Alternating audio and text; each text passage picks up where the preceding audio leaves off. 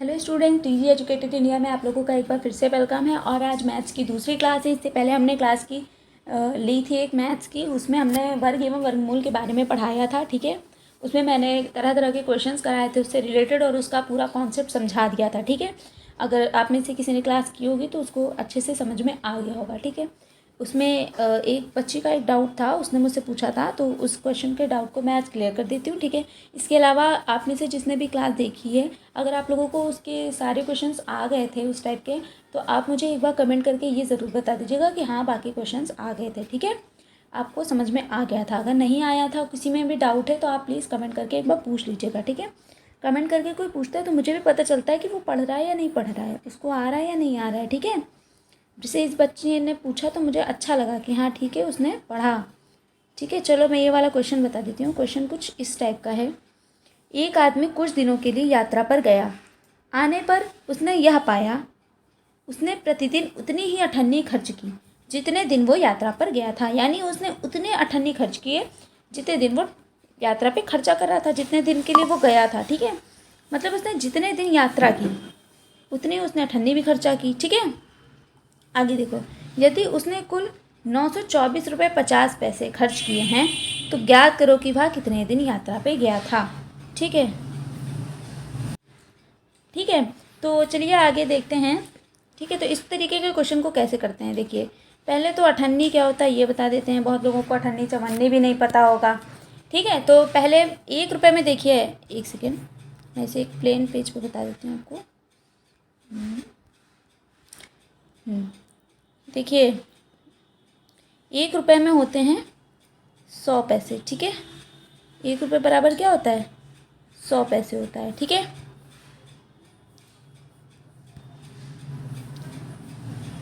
1 रुपये में 100 पैसे होते हैं। ठीक है, जिसको नहीं पता होगा याद कर लेना। ठीक है, और जो 50 पैसा होता है, यानी कि 1 रुपये का जो आधा होता है, उसको हम बोलते हैं अठन्नी। क्या बोलते हैं, अठन्नी बोलते हैं। ठीक है, इसी को अठन्नी बोलते हैं। अठन्नी का मतलब क्या है, 50 पैसे। ठीक, और चवन्नी क्या होता है, जो इसका भी आधा होता है, यानी 25 पैसे, उसको चवन्नी बोलते हैं। कभी चवन्नी वाला भी क्वेश्चन आ सकता है, इसलिए याद रखिएगा। ठीक है, अठन्नी मतलब क्या हो गया, 50 पैसे की बात हो रही है। ठीक है, अब चलिए आगे देखिए क्वेश्चन में क्या दिया है। आगे ये दिया है कि उसने जितनी अठन्नी की खर्च की हैं उतने ही दिन उसकी यात्रा थी। ठीक है, और हमें निकालना क्या है कि उसने कितने दिन यात्रा की हैं, और टोटल रुपए का खर्चा दे रखा है।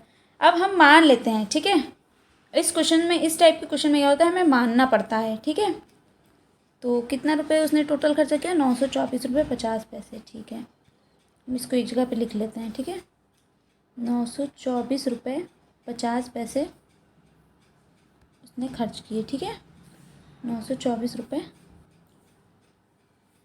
एक सेकेंड, 924 रुपये और 50 पैसे उसने खर्च किए, इतने खर्च किए। ठीक है, अब हम आगे इस क्वेश्चन को करते हैं। ठीक है, अब हमें ये पता करना है कि पहले उसने कितनी अठन्नी खर्चा की हैं और उसने कितने दिन यात्रा की हैं, यात्रा ही निकालनी है। ठीक है, तो देखो मानेंगे हम पहले, माना उसने कितने दिन यात्रा की ये मान लेते हैं। ठीक है, पेन नहीं है मेरे पास, चलो ठीक है, माना उसने x दिन यात्रा की है। ठीक है, मान लिया हमने कि उसने x दिन यात्रा की है। ठीक है, और दूसरी तरफ क्या कह रहा था क्वेश्चन में कि जितने दिन उसने यात्रा की है उतनी ही उसने अठन्नी भी खर्च की हैं, है ना।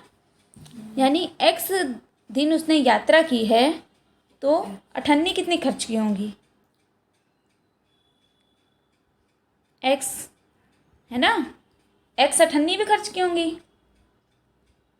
लेकिन x अठन्नी क्या, खाली x, खाली x होगा क्या, x अठन्नी हुआ, लेकिन इसके साथ क्या होगा, 0.50 का मल्टीपल करेंगे।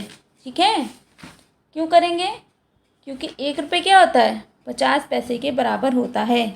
ठीक है, इसलिए इसको हम पूरा पैसे में दिखाएंगे ना। ठीक है, इतने दिन उसने खर्चा किया और इतनी अठन्नी खर्चा की, तो एक अठन्नी में कितना होता है, 50 पैसा होता है, तो इतनी अठन्नी में कितना होगा, x इंटू 0.50, इसलिए 0.50 से मल्टीप्लाई किया जाएगा। समझ में आया नहीं आया, एक बार फिर से बता देते हैं। ठीक है, देखो कैसे, 924 रुपये 50 पैसे पूरा दे रखा है। ठीक है, हमने मान लिया उसने एक्स दिन यात्रा की थी, ठीक। तो एक्स दिन उसने यात्रा की थी और अठन्नी भी एक्स ही खर्चा की थी, इसका मतलब है ना। तो एक अठन्नी में हमको पता है जब 50 पैसे होते हैं, ठीक है, यानी रुपए में इसको कन्वर्ट करेंगे तो कितना होगा 0.5, है ना। और हमें इसको क्या निकालना है, एक्स अठन्नी का निकालना है। तो एक्स अठन्नी क्या होगा, एक्स इंटू 0.50 हो जाएगा, ठीक है। तो इस तरीके से हम क्या करेंगे, यानी कि जितने दिन उसने यात्रा की और कितनी अठन्नी खर्च की, एक्स इंटू 0.50 खर्चा की, इसके बराबर दे रखा है आपको 924.50, ठीक है। कितना दे रखा है, 924.50, यानी 924 रुपये 50 पैसे, ठीक है।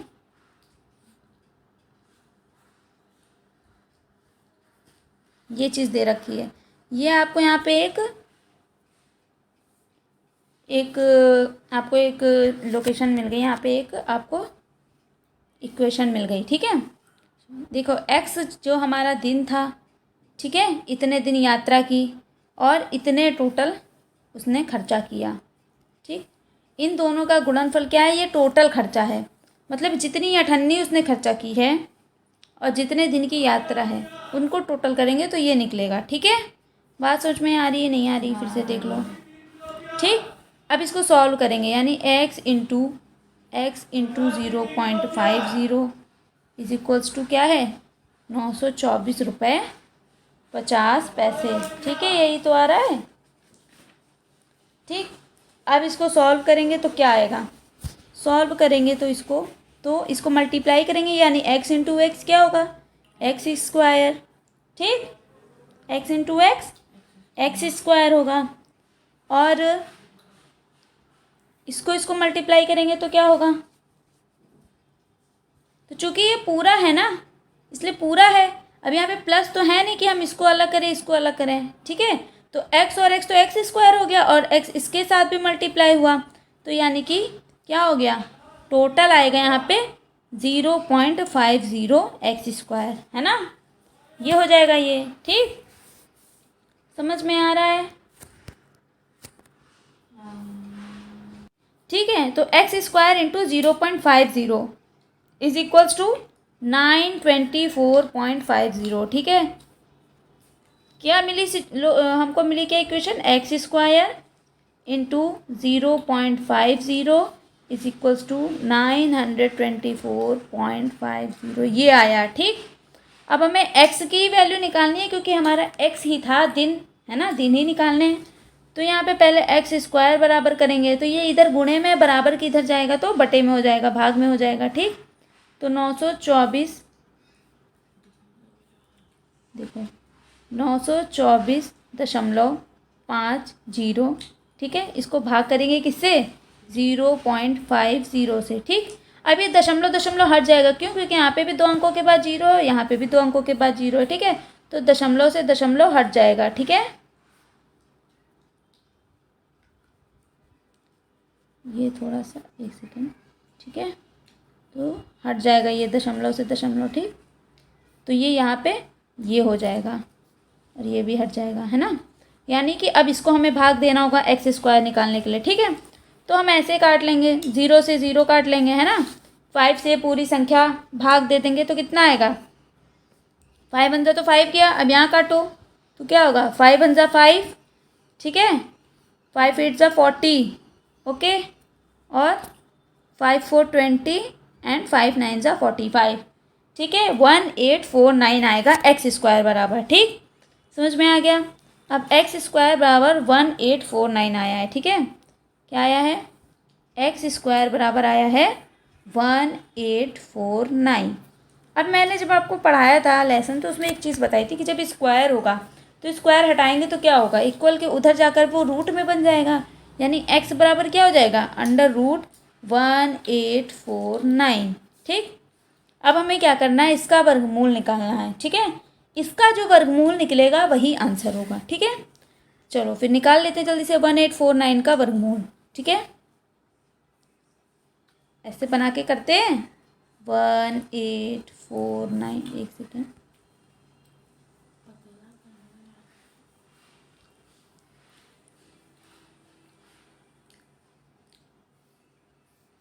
लाइन में नहीं, उसको पीछे करो, ये ठीक। चलिए ठीक है, तो एक सेकेंड रुकिए। ठीक है, तो हमारा निकला था x² बराबर 1849, है ना। तो हमने अंडर रूट में किया था x बराबर √1849। अब चलो 1849 का वर्गमूल निकाल लेते हैं।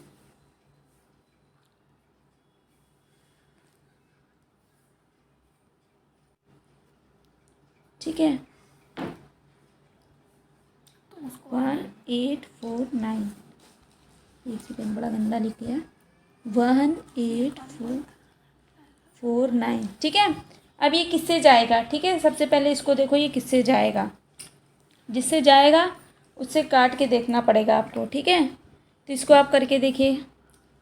चलिए स्टूडेंट, तो फिर जो है इसको हम अगर भाग इस विधि के द्वारा अगर हम देखेंगे गुणनखंड करके, ठीक है, तो हमें सोचना पड़ेगा कि ये किससे कटेगा, क्योंकि हमें पता है 9 जो है 3 के टेबल में आएगा, 9 टेबल में आएगा, और 9 ऐसे हम देखेंगे 19 के टेबल में मिलेगा हमें।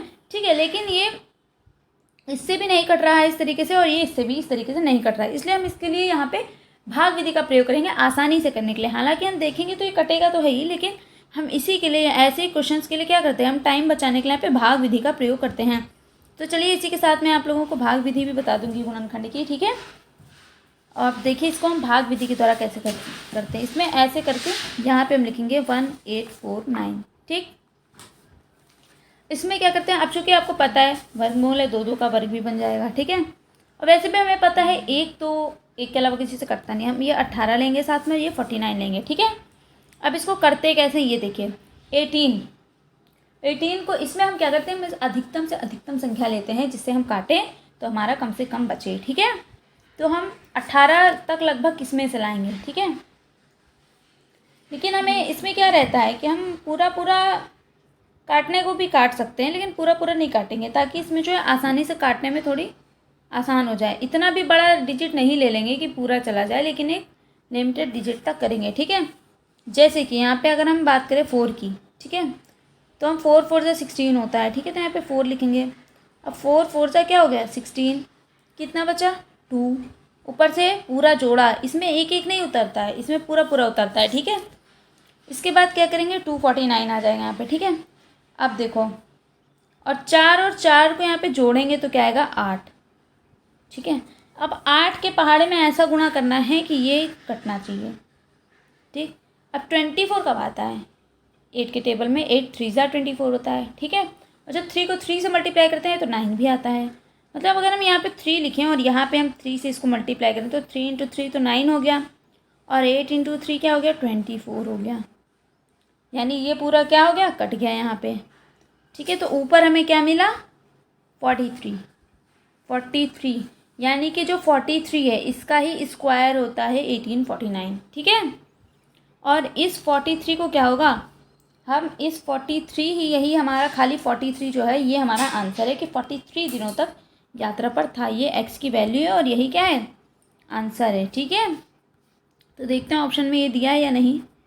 तो ये हमारा ऑप्शन में दे रखा है। ठीक है, 43 डेज़, तो हमारा 43 डेज़ ही क्या हो जाएगा आंसर हो जाएगा। ठीक है, कि वह 43 डेज़ के लिए गया था यात्रा पे। ठीक है, x दिन के लिए यात्रा पे गया था, उसने x अठन्नी खर्च की। 1 अठन्नी मतलब 50 पैसे, मतलब x अठन्नी मतलब मल्टीप्लाई कर देंगे 0.50 से। ठीक है, उसके बाद क्या हो गया, इसको इक्वल में करके ये नंबर रख दिया। ये नंबर रखने के बाद x की वैल्यू निकाली। x की वैल्यू जो आई हमारी थी 1849 आई थी। ठीक है, फिर इसका हमने वर्गमूल निकाल लिया और हमारा आंसर निकल आया। ठीक है, स्टार्टिंग में आपको थोड़ा सा टाइम लगेगा करने में, बट प्रैक्टिस के साथ आपको ईजी लगने लगेगा। ठीक है, और किसी क्वेश्चन में डाउट हो तो बता दीजिएगा। ठीक है, आगे बढ़ते हैं आज नए टॉपिक। हाँ स्टूडेंट, तो चलिए फिर घन और घनमूल दूसरा चैप्टर स्टार्ट करते हैं। ठीक है, घन एवं घनमूल। ठीक है, उम्मीद करती हूँ कि आप लोगों को वर्ग एवं वर्गमूल अच्छे से समझ में आ गया होगा, फिर भी कुछ भी डाउट हो तो पूछ लीजिएगा। ठीक है, चलिए, तो घन एवं घनमूल में क्या होता है, देखो हमने वर्ग में पढ़ा था। वर्ग में क्या होता था बच्चों, वर्ग में उस संख्या का अपनी संख्या से एक बार और गुणा हो जाता था, है ना। वर्ग में यही तो होता था, जैसे हम 2 का स्क्वायर करते थे तो इसका मतलब क्या होता था 2 × 2, ये वर्ग था। ठीक है, घनमूल क्या होता है, घनमूल में 3 घात हो जाती है, ठीक है, घात 3 हो जाती है। जैसे 2 की घात हो जाएगी यहाँ पे 3। अब घन का मतलब है, घन मतलब 3, ठीक है। ऐसे आपने पढ़ा होगा, वैसे आपने पहले भी क्लास में ऐसे वर्ग पढ़ा होगा और घन ऐसे पढ़ा होगा कुछ, है ना। मतलब वर्ग जिसकी क्या होगी, लंबाई और चौड़ाई बराबर होगी, लेकिन क्या होगी, 2 ही भुजाएं होंगी, है ना। और घन में आपने पढ़ा होगा लंबाई होती है, चौड़ाई होती है और गहराई भी होती है। एक भी हो सकती है, अलग भी हो सकती है, लेकिन क्या होता है इसमें 3 डिजिट दी रहती है, मतलब 3 चीज़ें दी रहती है, लंबाई, चौड़ाई, ऊंचाई। और वर्ग में क्या होती है, 2 ही चीज़ होती है, लंबाई और चौड़ाई। बस वही चीज़ है, समझने के लिए आपको काफ़ी है ये चीज़, ठीक है। इसीलिए यहाँ पे भी देखो घन है, तो घन का मतलब क्या है, 3 होगा, है ना। अब 2 की घात 3 हो जाएगा तो ये घनमूल हो जाएगा। अगर 2 की घात 2 दिया होता तो ये वर्ग हो जाता, ठीक है। अब 2 की घात 3 होगा यहाँ पे घन के लिए, तो इसका मतलब क्या होगा, 2 को हम 3 बार गुणा कर देंगे। मैंने क्या बताया था, जितनी घात होगी, अगर यहाँ पे हम 3 की जगह पे यहाँ पे 4 लिख दें तो इसका मतलब क्या होगा, हम 2 को 4 बार गुणा करेंगे 2 ही से, ठीक है। तो घातों का मतलब यही होता है, ठीक है। तो घन का मतलब क्या है कि आपको 3 बार उस चीज़ को गुणा करना पड़ेगा, ठीक है। ऐसे ही वर्गमूल जैसे हम निकालते थे वैसे घनमूल भी निकालते हैं, ठीक है।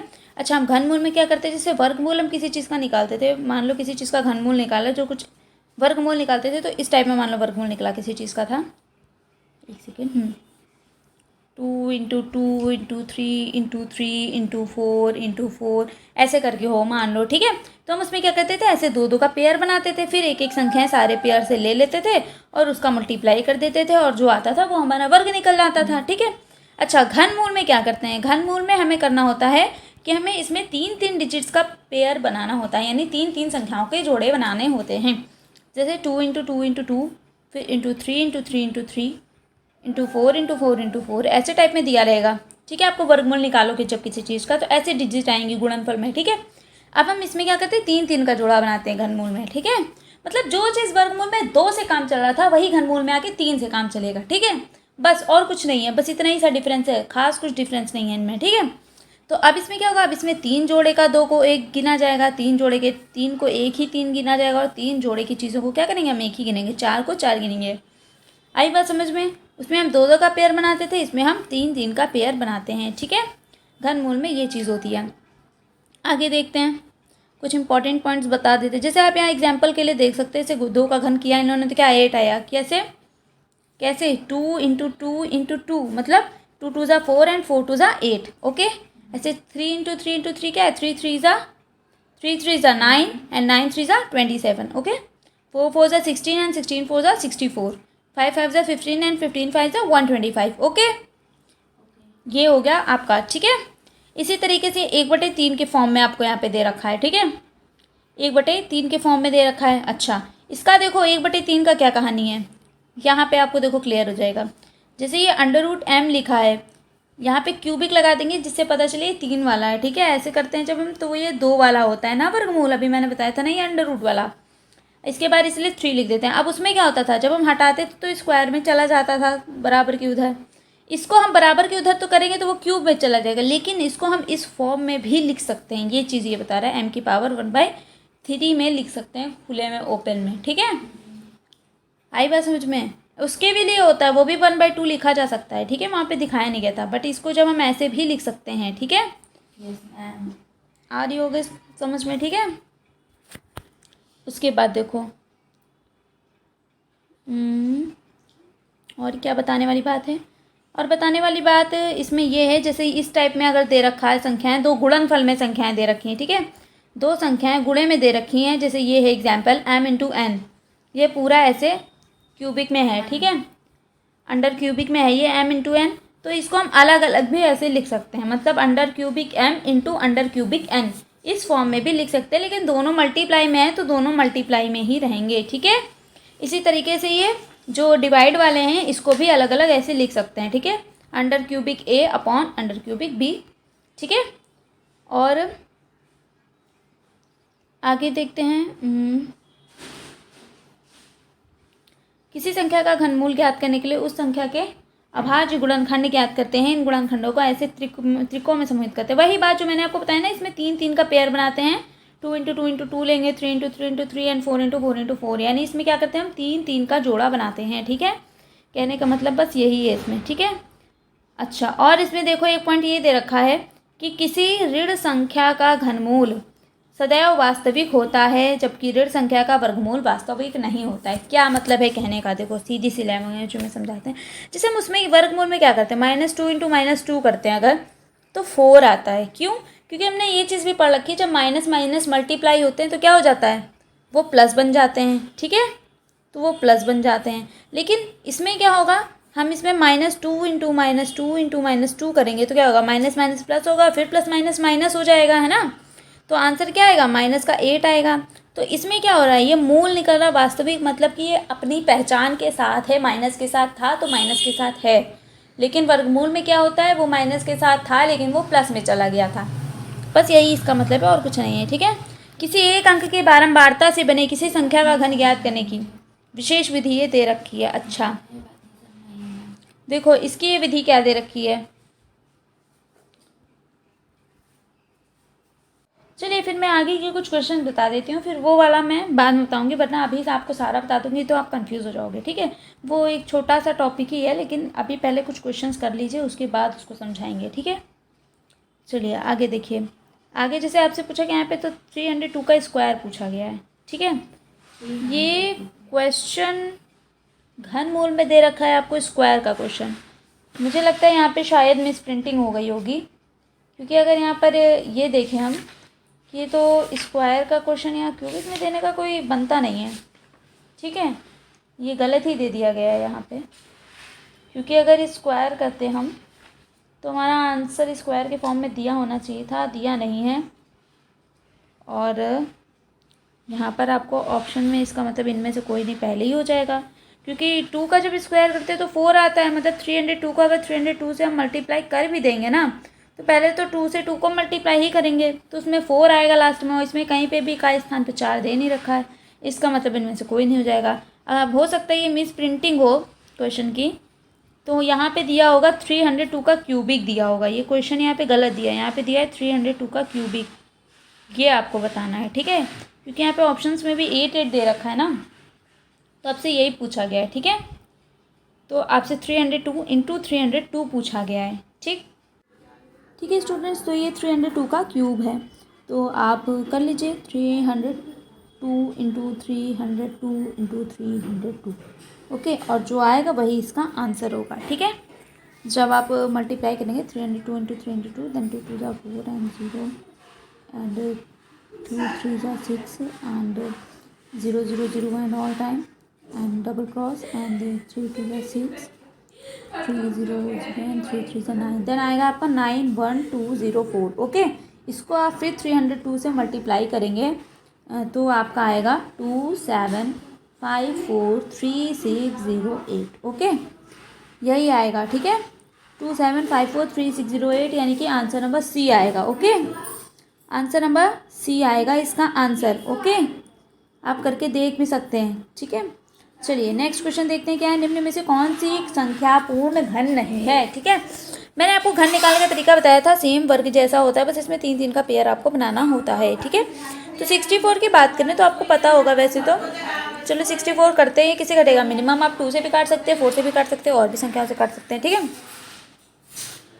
2 से ही हम वैसे तो स्टार्टिंग करते हैं। ठीक है, अब आपको यहाँ पे जैसे आप 2 से काटेंगे तो 2 3 6 एंड ठीक है, और 2 2 4, फिर 2 1 2, 2 6 12, फिर 2 8 16, फिर 2 4 8 एंड 2 2 4 एंड 2 1 2। 3 3 का पेयर बनाएंगे तो क्या आएगा, 2 × 2, यानी कि आंसर क्या आया 4। मतलब 4 × 4 × 4 करेंगे तो 64 आएगा। देखते हैं, 4 4 16 एंड 16 4 64 होता है। देन क्या होता है 64 का क्यूबिक 4 होता है। ठीक है, यानी कि ये तो पूर्ण घन है, और इसने पूछा गया है सवाल में पूर्ण घन नहीं है कौन सा। हमेशा क्वेश्चन को ध्यान से रखिएगा। ठीक है, पहले ध्यान से पढ़िएगा क्वेश्चन को, कभी कभी नहीं दे देता है, कभी कभी क्वेश्चन में घुमा के चीज़ें पूछ लेता है, इसलिए आपको क्वेश्चन अच्छे से पढ़ना बहुत ज़रूरी है। ठीक है, तो इसका मतलब ये तो आंसर है नहीं इसका। ठीक है, दूसरा हम देखेंगे 216 का, तो 216 का इसी तरीके से करके देखेंगे। ठीक है, तो जब हम 216 का करेंगे तो 216 को काटेंगे। ठीक है, ये भी 2 से जाएगा तो 2 1 2, फिर 0, 2 8 16, फिर 2 5 10, 2 4 8, फिर 2 2 4, 2 7 14, फिर 3 3 3 9 27 एंड 3 3 9, 3 1 3, यानी 3 का पेयर, 2 का पेयर, यानी 3 2 6, यानी ये 6 का क्यूबिक होता है। ठीक, इसी तरीके से 243 का देखेंगे और 256 का देखेंगे। तो 243 का जब हम देखेंगे तो क्या आएगा, ये 243 है लेकिन ये 3 से जाएगा, क्यों? क्योंकि 3 से 3 भी जाता है और 24 भी 3 के टेबल में आता है, ठीक है। 3 8 जा 24 होता है, देन 3 8 जा 24 एंड 3 1 जा 3, ठीक है। फिर ये 3 से काटेंगे तो 3 2 जा 6 एंड 3 7 जा 21, फिर 3 9 जा 27, 3 3 जा 9 एंड देन 3 1 जा 3, यानी 3 3 का पेयर बनेगा। ओके, बनेगा बनेगा कि नहीं बनेगा, बताओ भाई, बनेगा कि नहीं बनेगा, बताओ, तुम बताओ, सही है कि गलत है कुछ? चलो हम बताते हैं फिर से। आप देखो इसमें मैंने कुछ गलती किया है, सही किया है, देखो 3 है, 3 8 जा 24, 3 1 जा 3, ओके, 3 2 जा 6 एंड 3 7 जा 21, फिर 3 9 जा 27 एंड 3 3 जा 9 एंड 3 1 जा 3, ओके। लेकिन क्या हो रहा है यहाँ पे, तो पेयर ही नहीं बन रहा है। क्या पेयर बन रहा है? ये 3 से नहीं बन रहा है, मतलब कुछ तो गड़बड़ है ना। ओके, इसका मतलब है कि यहाँ पे 3 का पेयर नहीं बन रहा है, देन इसका मतलब है कि ये 243 किसी का भी पूर्ण घन नहीं होता है, ठीक है। नेक्स्ट ऑप्शन भी करके देख लेते हैं 256 का, ठीक है। ये लास्ट में 6 से सम संख्या, इसका मतलब ये 2 से डिवाइड हो जाएगी, ठीक है। हाँ, तो फिर हम इसे 2 से भाग देकर देखेंगे, ठीक है, मतलब 2 से काट के देखेंगे। देन 2 1 जा 2, 2 2 जा 4, 2 8 जा 16, देन 2 6 जा 12, 2 4 जा 8, 2 3 जा 6, 2 2 जा 4, 2 1 जा 2, 2 6 जा 12, 2 8 जा 16, ठीक है। इसके आगे का इधर कर देते हैं, जगह नहीं है। फिर 2 4 जा 8, 2 2 जा 4 एंड 2 1 जा 2। यहाँ पे 2 का पेयर है, यहाँ पे 2 का पेयर, बट 2 2 तो रह गए हैं, एक तो पेयर ही नहीं बन रहा है। इसका मतलब है कि 256 भी किसी का नहीं होता है पूर्ण घन, है ना। इसका मतलब यहाँ पे 2 ऑप्शन आंसर में होने चाहिए, मतलब इसका भी पूर्ण घन नहीं होता और इसका भी कोई पूर्ण घन नहीं होता है, ठीक है। या तो मिस प्रिंटिंग की वजह से कोई चीज़ यहाँ पे गलत दे दी गई है, इसलिए यहाँ पे 2 ऑप्शन आंसर में आ रहे हैं, ठीक है। क्योंकि 243 और 256 किसी का भी पूर्ण घन नहीं होता है, ठीक है। चलिए आगे देखते हैं। आगे है वह छोटी से छोटी संख्या कौन सी है जिसे 392 को गुणा करते हैं तो हमें पूर्ण घन प्राप्त हो जाए। ऐसे हमने पूर्ण वर्ग वाला किया था, ठीक है। अब यहाँ पे पूर्ण घन कह रहा है तो 392 का हम क्या निकालेंगे, घनमूल निकालेंगे, ठीक है। वर्गमूल नहीं, वर्गमूल स्क्वायर में होता है, यहाँ पे घनमूल होगा, ठीक। तो पूर्ण घन पूछा गया इसलिए घनमूल निकालेंगे, जब पूर्ण वर्ग पूछा जाएगा तो वर्गमूल निकालेंगे, ठीक है।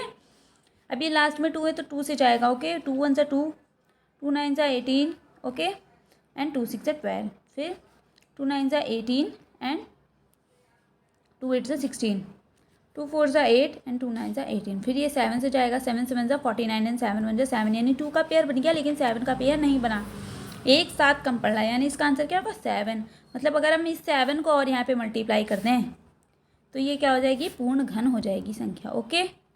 चलिए नेक्स्ट क्वेश्चन है 33 का स्क्वायर क्यूब, सॉरी 55 का क्यूब, ये आप निकाल लीजिएगा, ठीक है। नेक्स्ट क्वेश्चन है वह छोटी से छोटी संख्या कौन सी है जिससे 8640 को विभाजित करने पर भागफल के रूप में पूर्ण घन प्राप्त हो जाए, ठीक है। तो हमें ये निकालना है। अब हम इसके लिए क्या करेंगे, तो पहले तो हम इसके लिए ये देखेंगे कि इसका पहले तो हम घनमूल निकालेंगे, ठीक है। पहले हम सबसे पहले क्या करेंगे, इसका घनमूल निकालेंगे, ठीक है। तो इसका घनमूल निकालिएगा आप पहले, ठीक है। फिर उसके बाद क्या करना है बता देते हैं, ठीक है। इसका पेयर जब हम बनाएंगे, ठीक है, तो पेयर बनाने में कुछ ऐसी संख्या रह जाएगी जो अधूरी रह जाएगी। मेरे हिसाब से इसमें लास्ट में 5 बचेगा, ठीक है, लास्ट में शायद 5 बचेगा। तो इसको जब हम भाग देंगे तो यहाँ पे एक ऐसी संख्या बचेगी, ठीक है, जो लास्ट में एक संख्या बचेगी वही इसको पूर्ण घन नहीं बनने दे रही होगी, इसका मतलब है, ठीक है। यानी इससे ही अगर हम इसको भाग देंगे तो ये संख्या पूर्ण घन बन जाएगी, यानी कि हम निकालेंगे ये चीज़ कैसे, इसका घनमूल निकाल के, ठीक है। तो लास्ट में यही बचेगा, तो यही इसका आंसर हो जाएगा, ठीक है। आप करके देख लीजिएगा, नहीं आएगा तो बता दीजिएगा, मैं बता दूँगी, ठीक है। आगे देखिए, चूँकि इतना टाइम नहीं होता है क्लास में कि मैं आपको एक एक क्वेश्चन करा पाऊँ, फिर मैं कोशिश करती हूँ कि मैक्सिमम से मैक्सिमम क्वेश्चन बता दूँ। ज़्यादा लंबी वीडियो हो जाएगी तो आप लोग बोर हो जाओगे, है ना। -9 का क्यूब निकाल सकते हैं आप, ठीक है। 9 9 जा 81 एंड 81 9 जा 9 1 जा 9 एंड 9 8 जा कितना होता है 72, यानी 729, ठीक। अब यहाँ पे 2 जगह दे रखा है, 729 प्लस का होगा कि माइनस का होगा, ठीक है। तो मैंने बताया था क्या, क्यूबिक में माइनस की संख्या माइनस में ही आती है और स्क्वायर में प्लस में, क्योंकि माइनस इंटू माइनस होता है ना, तो minus minus plus and plus into minus minus, यानी कि ये हो जाएगा आंसर आपका। ठीक, इसी तरीके से इसको भी करना है। इसमें क्या करना है, इसको इस फॉर्म में भी लिख सकते हैं ना, मैंने बताया था 1728 अंडर क्यूबिक में, यानी 1728 का घनमूल निकालेंगे और माइनस में आंसर आएगा। ठीक है, चलिए आगे क्या है, इसमें कौन से ऋण पूर्णांकों की घन है, हमें घन ही इसमें भी पता करना है, जैसे हमने स्टार्टिंग में क्वेश्चन किया था। ठीक है, इसकी वैल्यू निकालनी है। ठीक है, कोई बड़ी चीज़ नहीं है, वैसे ही है, निकाल लीजिएगा घन निकाल के। ठीक है, उसके बाद इसका मान, ये वही वाला फॉर्म है ना, m इंटू एन वाला, जो मैंने बताया था m into N under cubic वाला। फिर इसको अलग अलग भी लिख सकते हैं, क्यूबिक m, या एज यहाँ पे 1/3 दे रखा है तो क्या लिख सकते हैं, m की पावर 1/3, यानी कि 27 की पावर 1/3 भी लिख सकते हैं, और अंडर क्यूबिक 27 भी कर सकते हैं। तो ये होता है 3, इसका भी वैल्यू निकाल लेंगे, फिर दोनों को मल्टीप्लाई करेंगे और आंसर निकल आएगा। ठीक है, ये भी ऐसे ही है, ये भी ऐसे ही है, ये भी ऐसे ही है, ये वही m/n वाले फॉर्म का है। ठीक है, अंडर क्यूबिक वाला, अंडर क्यूबिक नहीं सॉरी, ये होल क्यूब है। ठीक है, मतलब कि इसको ऐसे भी लिख सकते हैं हम, 5 का क्यूब अपॉन 9 का क्यूब, और 5 का क्यूब निकाल लो, 9 का क्यूब निकाल लो, उसके बाद आंसर आ जाएगा। ठीक है, इसको घात संकेत में लिखना है, घात संकेत पद्धति, इसका क्या मतलब होता है, देखिए घात संकेत पद्धति का बता देते हैं। कहाँ चला गया क्वेश्चन, हाँ ये घात संकेत पद्धति का मतलब है कि आपको ये निकालना है ये किसका क्यूबिक है और ये किसका क्यूबिक है, फिर इसको होल क्यूब के फॉर्म में लिखना है। ठीक है, 27 अभी हमने बताया ही था आपको, फिर से बता देते हैं। चलिए यहाँ पे 27 लिखिए, किससे जाएगा, 3 से जाएगा, 3 9 ज़ा 27, 3 3 ज़ा 9 एंड 3 1 ज़ा 3, 3 का पेयर बनता है, मतलब 27 क्या है, 3 का क्यूब होता है, मतलब यहाँ पे तो 3 आएगा, डिवाइडेड बाई 125 का आप निकालेंगे तो 125 किससे जाएगा, 5 से काट के देखेंगे, 5 2 10 एंड 5 5 ज़ा 25, 5 5 ज़ा 25 फिर से एंड 5 1 ज़ा 5, यानी 5 का होता है, यानी 3/5 आएगा, वो भी क्यूबिक में। ठीक है, यही हो गया। अब इसको हम क्या कर सकते हैं, एक साथ एक होल क्यूब में भी लिख सकते हैं ना, तो यानी कि ये इसका आंसर हो जाएगा। ठीक है, इसी तरीके के और क्वेश्चन होंगे, आप कर सकते हैं। 3.1 के होल क्यूब का मान वेरी सिंपल, मैंने बताया था आपको, पॉइंट से अगर प्रॉब्लम आती है तो 3.1 को क्या करें, पॉइंट हटा के नीचे एक जीरो बढ़ा लेंगे, क्योंकि एक अंक के बाद जीरो था, इसने यहाँ पे एक जीरो बढ़ा लेंगे। ठीक है, 2 संख्याओं के बाद होता है तो 2 जीरो बढ़ा लेते। ठीक है, तो पॉइंट हटाएंगे तो 31/0 हो जाएगा, उसका क्यूब निकाल लेंगे सीधे सीधे। तो आपको 31 इंटू 31 कर लीजिएगा, और 10 को 3 बार गुणा करेंगे तो क्या होगा, बस जीरो उतने ही बढ़ते जाएंगे जितनी बार गुणा करेंगे। ठीक है, ठीक, तो आप ऐसे आसानी से कर सकते हो। बाद में आंसर पॉइंट में लाना है। ठीक है, तो जो भी आएगा, मतलब इसी में से कुछ संख्याएं आएंगी, जो भी आएगा। ठीक है, तो वो जो आएगा वो बटे नीचे कितने जीरो होंगे, 3 जीरो होंगे, तो यानी कि ऊपर जो भी डिजिट आएगी उसमें ये 3 जीरो हटाने के बाद, ये 1 2 3 जीरो के बाद 3 संख्याओं के बाद आपको दशमलव लगा देना है, और ये जीरो हट जाएंगे और पॉइंट में आंसर आ जाएगा। ठीक है, आगे भी ये भी इसी तरीके से है, आपको ये सब क्वेश्चन इसी तरीके के दे रखे हैं। ठीक है, आप ये सारे क्वेश्चन कर लीजिएगा। ठीक है, और किसी क्वेश्चन में डाउट हो तो पूछ लीजिएगा, और बाकी सब उसी टाइप के क्वेश्चन हैं। ठीक है, कुछ भी अलग नहीं है। ठीक है,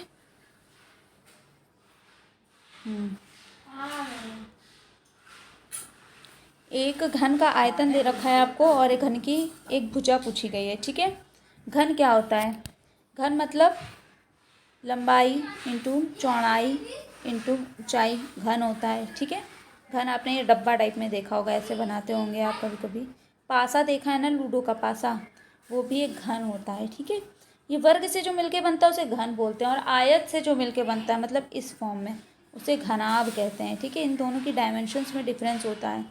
घन में क्या होता है, लंबाई चौड़ाई ऊंचाई सब बराबर ही होती हैं। ठीक है, तो लंबाई चौड़ाई ऊंचाई सब बराबर होंगी। ठीक है, तो लंबाई चौड़ाई ऊंचाई चूँकि बराबर होगी, तो मतलब लंबाई को भी एल लिख सकते हैं और चौड़ाई को भी एल लिख सकते हैं, ऊंचाई को भी एल लिख सकते हैं, कोई हर्ज नहीं है। ठीक है, या हम एल क्या हम ऐसे मान लेते हैं। ठीक है, हमने मान लिया जैसे ये हमारा घन था। ठीक है, तो हमने मान लिया ये एक्स मीटर लंबा है, सॉरी किस में पूछा, मीटर में पूछा। ठीक है, एक्स मीटर लंबा है, एक्स मीटर चौड़ा, एक्स मीटर गहरा है। ठीक है, और घन का फॉर्मूला क्या होता है, लंबाई इंटू चौड़ाई इंटू ऊंचाई। ठीक है, यानी X into x into x हो गया, मतलब क्या हो गया, एक्स की पावर 3 हो गई, क्योंकि यहाँ पावर 1 1 1 थी, गुणे में क्या होती, घातें जुड़ जाती हैं, यानी एक घात यहाँ, एक घात यहाँ, एक घात यहाँ, यानी 1 2 3 घात हो गई, यानी एक्स क्यूब आपको दे रखा है 512, और पूछा गया है एक्स, मतलब क्या हो गया, √512। अब क्या करेंगे हम, इसको कैसे करते हैं बताया है मैंने, 512 का हम घनमूल निकाल लेंगे और जो आंसर आएगा वही इसकी एक भुजा होगी। ओके, बात समझ में आ गई? ठीक है,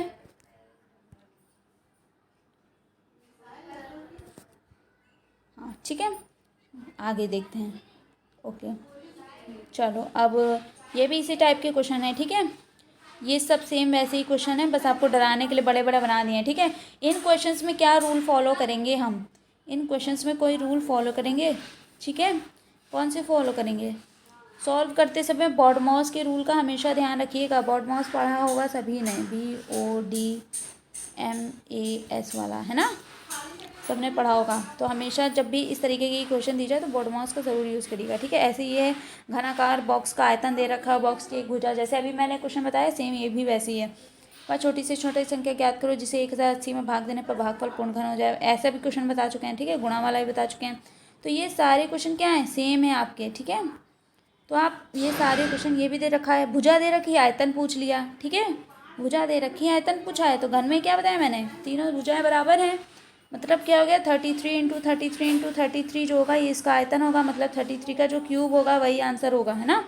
बस वही निकालेंगे और आंसर निकल आएगा। ठीक है, मैंने सारे क्वेश्चन लगभग बता दिए हैं इसमें। ठीक है, फिर भी अगर आपको कोई डाउट रह जाता है, कुछ भी समझ में नहीं आता है तो पूछ लीजिएगा बेझिझक। ठीक है, इसी के साथ ही घन और घनमूल का चैप्टर ख़त्म होता है। ठीक है, पिछली क्लास में और आज की क्लास में कोई भी डाउट हो प्लीज़ कमेंट में ज़रूर बताइएगा, और अगर समझ में आया हो तो कम से कम एक कमेंट करके ये बता दीजिएगा कि हाँ ठीक है, सब कुछ क्लियर है मैम। ठीक है, और लाइक कर देना क्लास अच्छी लगी तो, और अपने दोस्तों में शेयर कर देना और चैनल को सब्सक्राइब करना। ठीक है, चलो फिर मिलते हैं नेक्स्ट क्लास में। जय हिंद, जय भारत।